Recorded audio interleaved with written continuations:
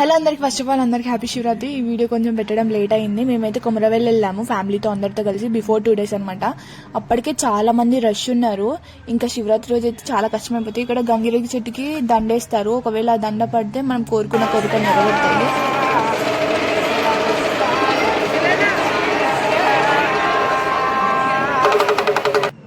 అలానే ఇక్కడ చాలా మంది పటాలు వేయించుకుంటారు. ఇంట్లో ఎవరైతే వేయించుకోకుండా ఉంటారో ఆరెల్స్ వేయించుకునే అంత లేకపోయినా వాళ్ళు ఇక్కడ గుడి లోపలనే వేయించుకుంటారు. చాలా మంది టికెట్స్ కూడా ఇస్తారు. ఇంక ఈ పటం వేపించడం అయిపోయాక మేము అయితే దర్శనానికి వెళ్ళాము. అప్పుడు కూడా చాలా రష్ ఉండే. ఇంకా అక్కడ దర్శనం అయిపోయినాక పైన ఎల్లమ్మ టెంపుల్ ఉంటుంది, అక్కడికి వెళ్ళాము.